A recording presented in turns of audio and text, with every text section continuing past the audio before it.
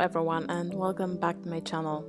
Today I have a few new art supplies to share with you. I've been away from YouTube, or rather from video making, for a few weeks because I wanted to use my supplies, learn new techniques and experiment.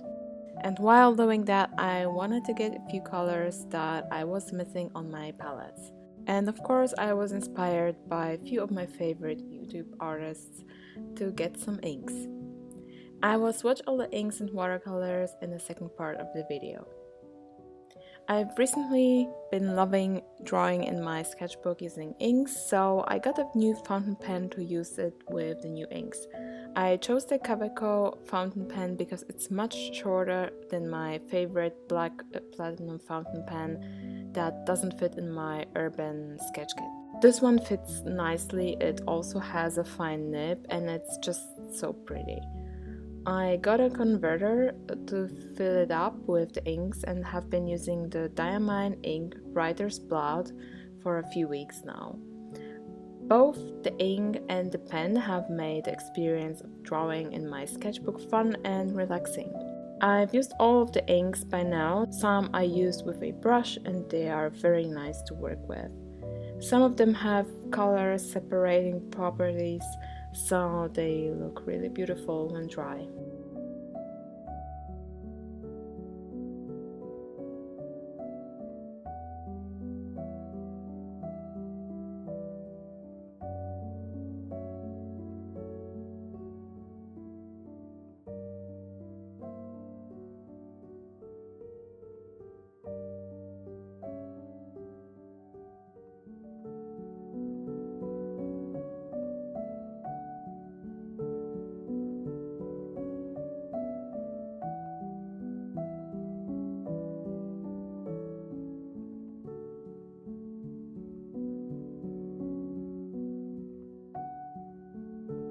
I have a few other fountain pens that I don't like to use, like the Lamy Safari and the Green Sailor fountain pen.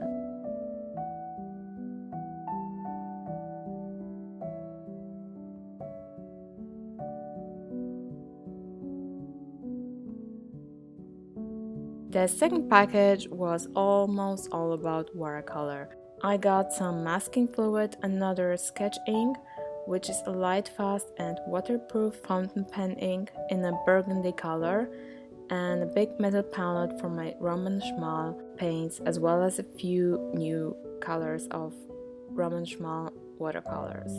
Some of these colors are pretty new on the market, like Shadow Grey and the Blue Ridge colors.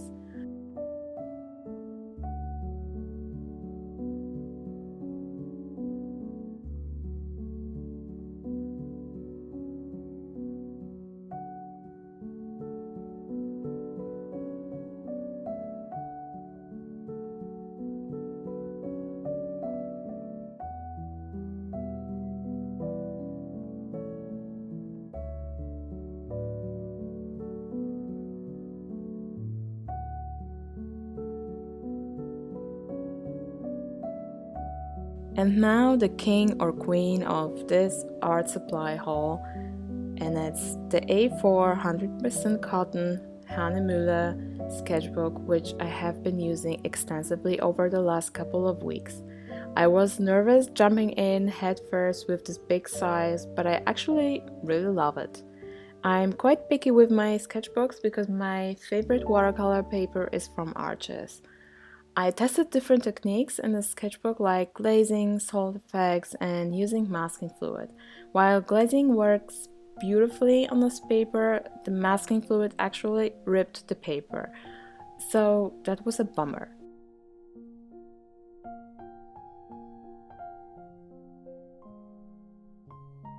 Colors dry nice and vibrant on this paper, and you can easily do smooth gradient washes. It takes 3 to 4 layers without a problem. I'm not sure about more, but I wouldn't recommend scrubbing the paper too much because it's softer and more delicate than Arches. It's a cold press paper, but rather on the smoother side.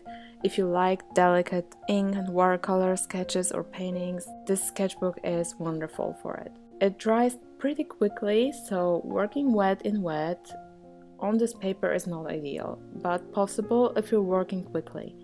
I'm only a few pages in, so I'm not sure yet if I will buy it again, but the quality is really good, it's definitely worth the price, and I will keep using it on a daily basis.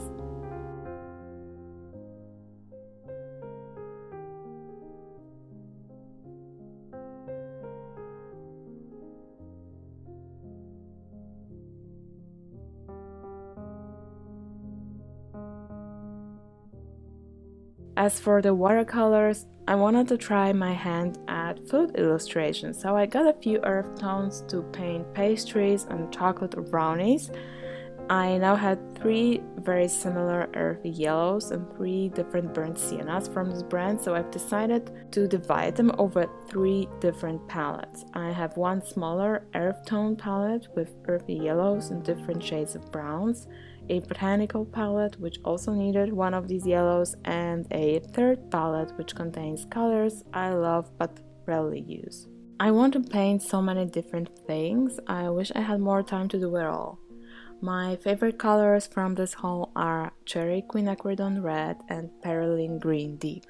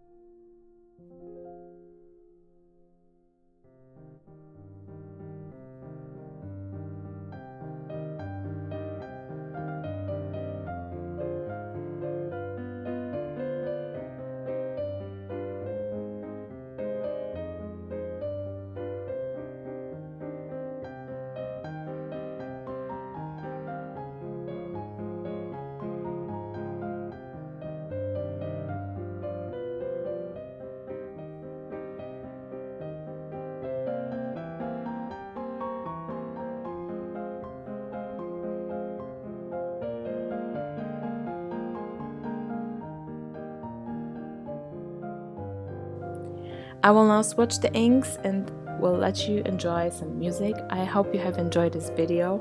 Please leave a like before you go, and I will see you soon for another one.